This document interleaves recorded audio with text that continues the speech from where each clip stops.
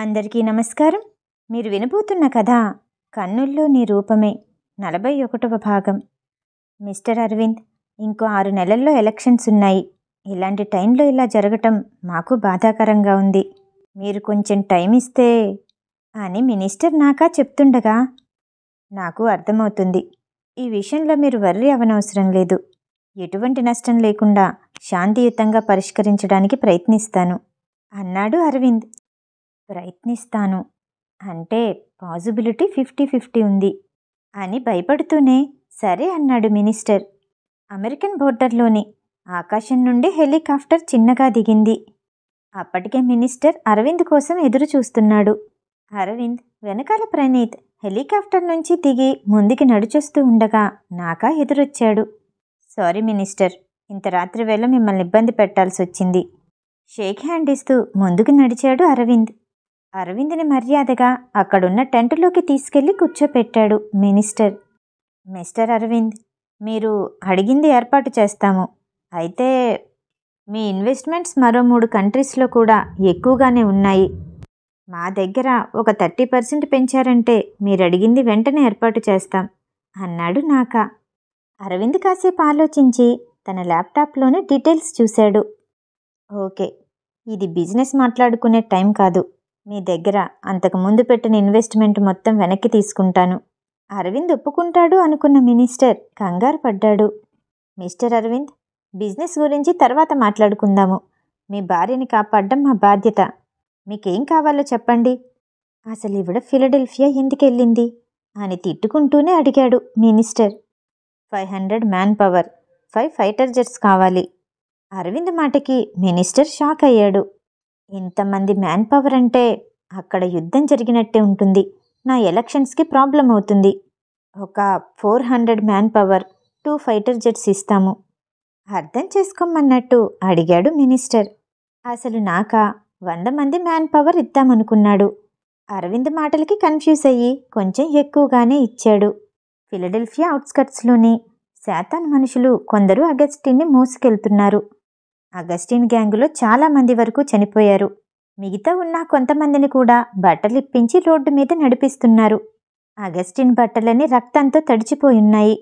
ఇదిలా ఉండగా fighter jets 2 ఆకాశంలో తిరుగుతున్నాయి. ఈసారి పోలీసులు కాకుండా మిలిటరీ ట్రూప్ వచ్చింది.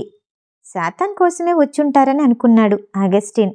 అవి చూసిన శాతాన్ మనుషులు రిషికి ఇన్ఫర్మేషన్ ఇచ్చి అక్కడి నుంచి వెళ్ళిపోయారు. అది విన్న శాతాన్ కూడా మేఘనాని హాస్పిటల్కి తీసుకెళ్లమని రిషికి చెప్పి మధ్యలో కారాపి తన స్థావరానికి వెళ్ళిపోయాడు. జెట్ నుండి సోల్జర్ దిగి అగస్టిన్ దగ్గరికెళ్ళి మోకాళ్ళ మీద కూర్చోపెట్టి గన్ను గురిపెట్టాడు. శాతాన్ కోసం వచ్చిన వాళ్ళు అతన్నెందుకు బంధిస్తున్నారో అర్థం కాలేదు.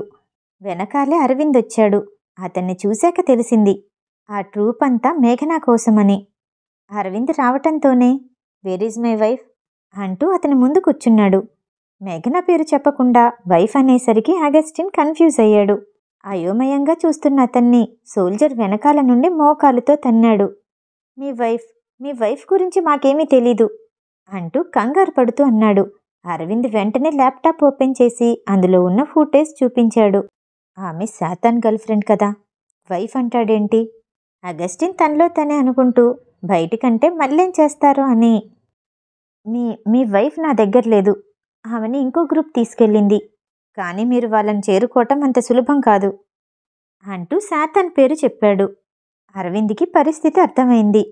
జెట్ నుంచి దిగిన సోల్జర్ అక్కడి వరకు రావటానికి వాళ్ళకి పర్మిషన్ లేదని చెప్పాడు. ఓకే, నేను వెళ్తాను అంటూ లేవబోయాడు అరవింద్. ఆ సోల్జర్ అగస్టిన్ని మిగతా ఉన్న బ్యాచ్ని ఏం చెయ్యాలి అన్నట్టు చూశాడు. మేఘనాని వెంబడించటం, తన మీదుగా రావటం, బుల్లెట్ని తొడలో దించటం ఇవన్నీ గుర్తొచ్చాయి అరవింద్కి. వీళ్ళంతా లేకపోతే ఈ ఫిలడెల్ఫియా మీ చేతిలోకి వచ్చేస్తుంది. అమెరికా మిలిటరీ గురించి చాలా విన్నాను.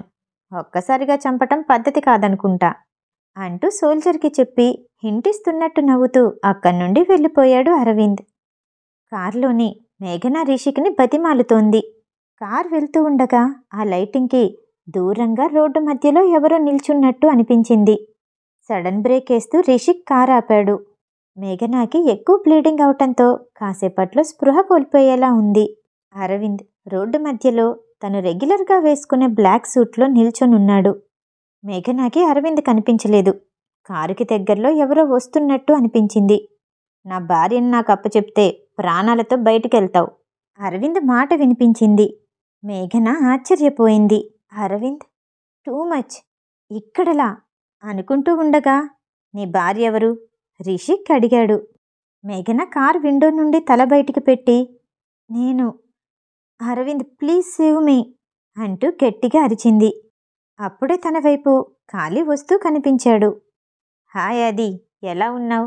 కాళీ అనుకుంటూ వచ్చాడు. కాళీ, నువ్వా? ఎప్పటినుండో నువ్వు కనిపించట్లేదని రిషిక్ చెప్పాడు. నువ్వు నా బెస్ట్ ఫ్రెండ్వి, మర్చిపోయావా?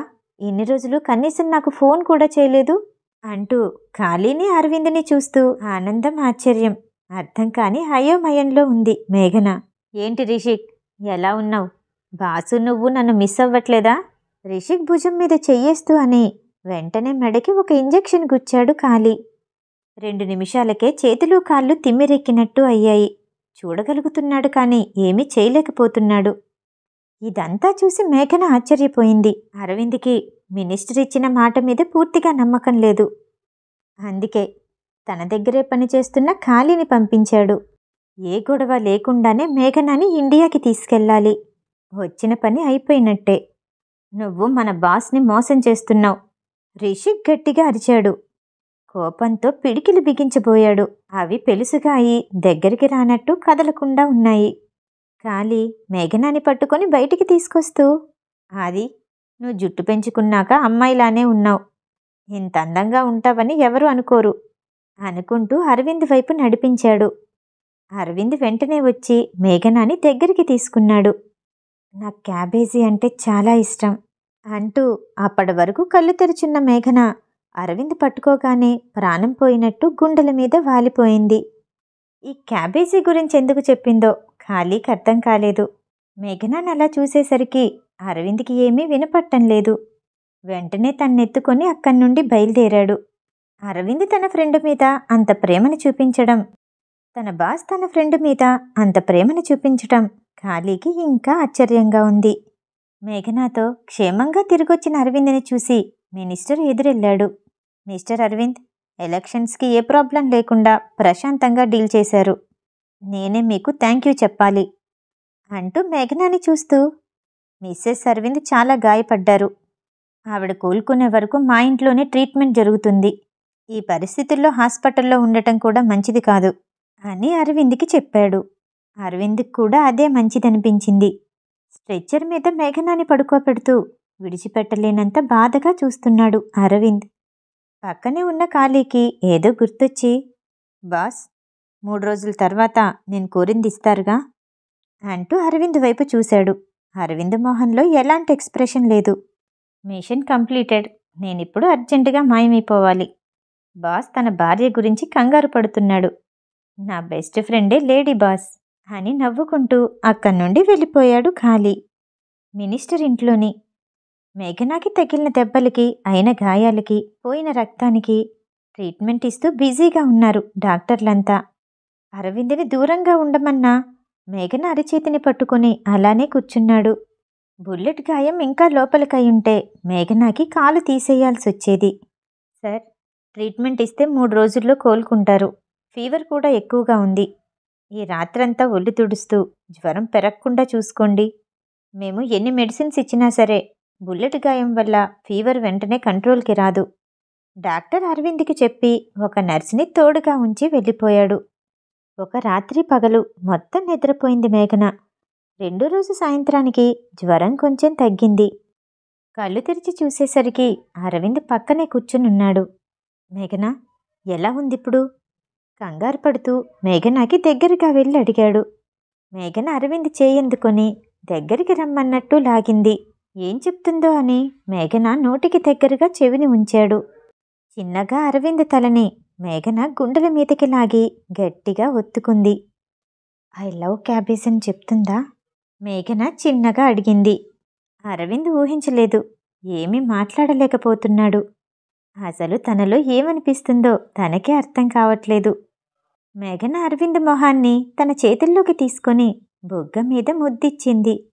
అరవింద్కి కలో నిజమో అర్థం కావట్లేదు. ఎప్పుడూ తనే ఇచ్చి మేఘనాని ఇబ్బంది పెడుతూ ఉంటాడు. ఇప్పుడు తిరిగి మేఘనానే ఇవ్వటంతో ఆకాశంలో తేలిపోతున్నట్టు ఉంది. పెళ్ళెప్పుడు చేసుకుంటారు? మిమ్మల్ని నాకెప్పుడిస్తున్నారు? చిలిపిగా అడిగింది మేఘన. అరవింద్ మేఘన నుదుటి మీద తన నుదుటిని ఆనిస్తూ, నీకు బుల్లెట్ తొడలో కాకుండా మోకాల్లో దిగిందా? బుర్రంతా పాడైపోయింది అంటూ నవ్వేశాడు.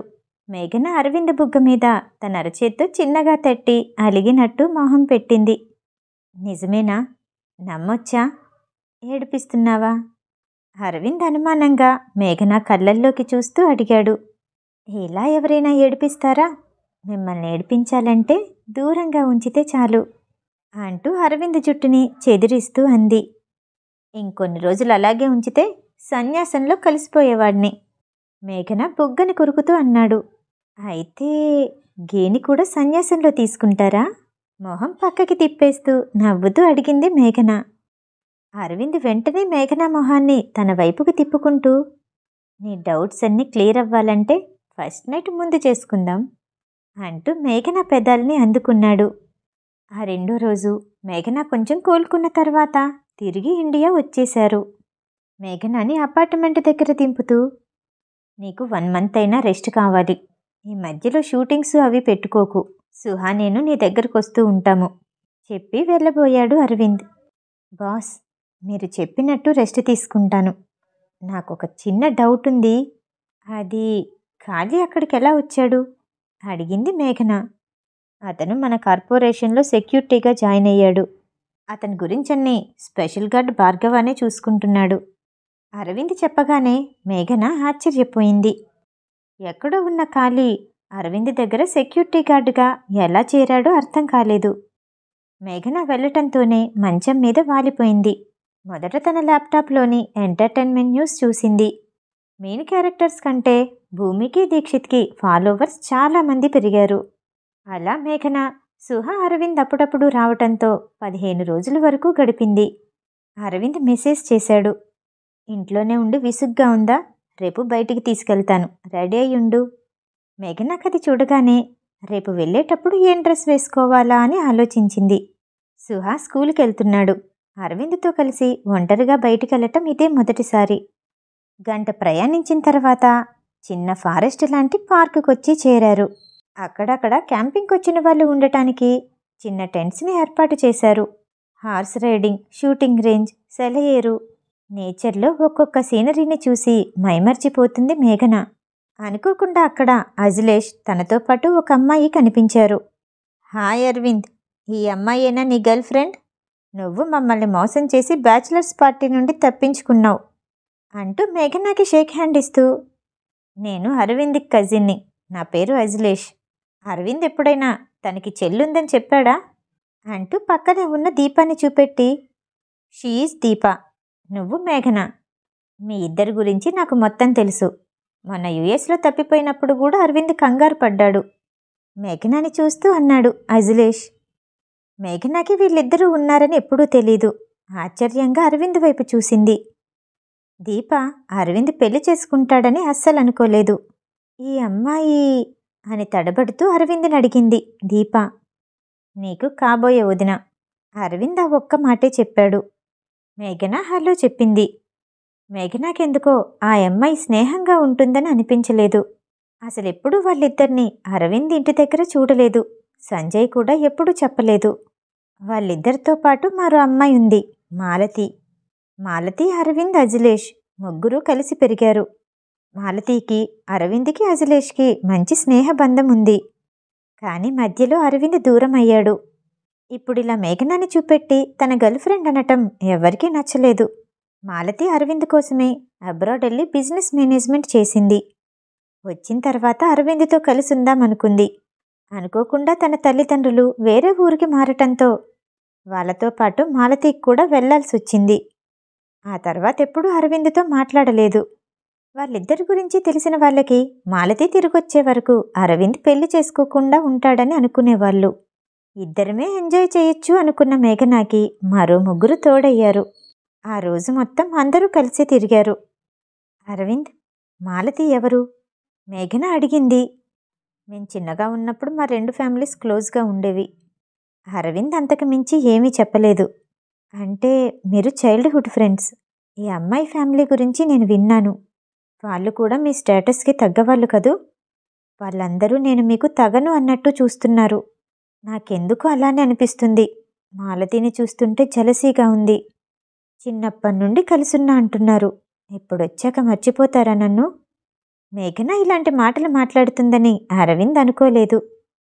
జెలసీనా? ఆమెతో నీకేంటి? నువ్వే నా ప్రపంచం. వదులుకునేవాడినైతే కాదు పొమ్మన్నా వెంటే వచ్చేవాడినా? నువ్వెప్పుడూ అలా ఆలోచించకు అని అరవింద్ మేఘన చేతిని తన చేతిలోకి తీసుకుంటూ అన్నాడు. రాత్రి వరకు అక్కడ గడిపాక అరవింద్ మేఘనాని అపార్ట్మెంట్ దగ్గర దింపి ప్లాటినం ప్యాలెస్కి వచ్చేశాడు. అప్పుడు అజిలేష్ నుంచి ఫోన్ వచ్చింది. అతను బాగా తాగున్నాడు. మత్తుగా మాట్లాడుతున్నాడు. మాట్లాడిన 2 నిమిషాలకే దేన్నో గుద్దుకున్న పెద్ద శబ్దం వచ్చింది. ఆ తర్వాత నిశ్శబ్దం. అరవింద్ వెంటనే కార్ కీస్ తీసుకొని అతనున్న దగ్గరికి బయలుదేరాడు.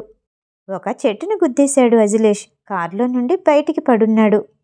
దెబ్బలేమీ తగర్లేదు కానీ మత్తుగా పడిపోయున్నాడు. అరవింద్ అతన్ని లేపి తన ఇంటికి తీసుకెళ్లాడు. వెళ్లే దారి మొత్తం మాట్లాడుతూనే ఉన్నాడు. అరవింద్, మాలతి అంటే నాకు చాలా ఇష్టం. అబ్రాడ్ వెళ్ళాక కూడా తన వెంటే ఉన్నాను. నా గురించి ఆలోచించనే లేదు. తన కోసమే ఇన్ని సంవత్సరాలు అబ్రాడ్లో ఉన్నాను. ఇప్పుడు తిరిగొచ్చింది. ఒకవేళ నీకు మేఘన పరిచయం కాకపోతే మాలతిని ప్రేమించేవాడివా? ఆ మత్తులోనే అరవింద్ని అడిగాడు అజిలేష్. లేదు, అరవింద్ జవాబిచ్చాడు. అజిలేష్ తన టేబుల్ మీదున్న లెదర్ డైరీని తీసుకొచ్చి అరవింద్కి చూపించాడు. ఇందులో మాలతితో తిరిగిన గుర్తులున్నాయి. మాలతి ఎక్కడికెళ్ళింది, ఏ రోజు ఏం చేసింది తీపి గుర్తుగా రాసుకున్నాను అంటూ దాన్ని అరవింద్కి అందించాడు.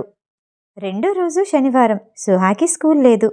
2 గంటల నుంచి ఏం డ్రెస్ వేసుకోవాలని వెతుకుతూనే ఉన్నాడు. మేఘనాకి ఇష్టమైన బ్లూ సూట్ వేసుకున్నాడు. మీ ఆంటీ మనసు లాగేసుకోవడానికి ఇంతలా రెడీ అవ్వాలా ఆడపిల్లల్లాగా? సంజయ్ అంటూ కళ్ళు నలుముకుంటూ వచ్చాడు. సుహా, ఇవాళ మీ ఆంటీ బిజీ. నానమ్మ తాతయ్య దగ్గరికి తీసుకెళ్తాను అన్నాడు అరవింద్. అన్నా, పాపం, ఇది మరీ దారుణం. 2 గంటల నుండి రెడీ అవుతూనే ఉన్నాడు. ఇప్పుడు తీసుకెళ్ళనంటే ఎలా? సంజయ్ అడ్డుపడ్డాడు. సుహా, రేపు సండే కదా, మీ ఆంటీ టీచర్ని తీసుకుని వస్తానంది. అప్పటి వరకు వెయిట్ చేయాలి, తప్పదు అంటూ సుహాని ఒప్పించి శేఖర్ మహతీల దగ్గరికి తీసుకెళ్లాడు అరవింద్. కొడుకుని చూడగానే శేఖర్కి చాలా కోపం వచ్చింది. కానీ పక్కనే ఉన్న సుహాని చూసేసరికి మనసు కరిగిపోయింది. చివరిసారిగా చూసినప్పుడు సుహా చాలా జ్వరంతో ఉన్నాడు. అరవింద్ కోపంగా తీసుకెళ్లిపోయాడు. అప్పన్నుంచి ఇప్పటి వరకు చూడనేలేదు. ఇప్పుడు సుహా ప్రవర్తన చూస్తుంటే చాలా మార్పు కనిపిస్తుంది. సంజయ్, మీ అన్న ఆ అమ్మాయి విషయంలో మనసేమన్నా మార్చుకున్నాడా? మాలతి తల్లిదండ్రులు రేపు మాట్లాడడానికి వస్తానన్నారు. మేం కూడా డిన్నర్కి ఇన్వైట్ చేశాము. ఈ విషయం అరవింద్కి చెప్పడం మర్చిపోయాను. ఇప్పుడే చెప్తాను. మహతి చెప్తూనే అరవింద్కి కాల్ చేసింది. అరవింద్, నీకు మాలతి గుర్తుంది కదా? ఆ కుటుంబాన్ని రేపు డిన్నర్కి ఇన్వైట్ చేశాము. మంచి రెస్టారెంట్లోనే టేబుల్ బుక్ చేస్తావా? మహతి అడిగింది. అరవింద్ ఏమీ మాట్లాడకుండా ఓకే చెప్పి పెట్టేశాడు. మాలతి పేరు చెప్పాక కూడా ఓకే అన్నాడంటే మహతికి ఆనందంగా అనిపించింది. మిగతా కథ తర్వాయి భాగంలో. ఈ కథ వినటం మీకు నచ్చినట్టయితే లైక్ చేసి సబ్స్క్రైబ్ చేయండి. మళ్ళీ రేపు కలుద్దాం. నమస్తే.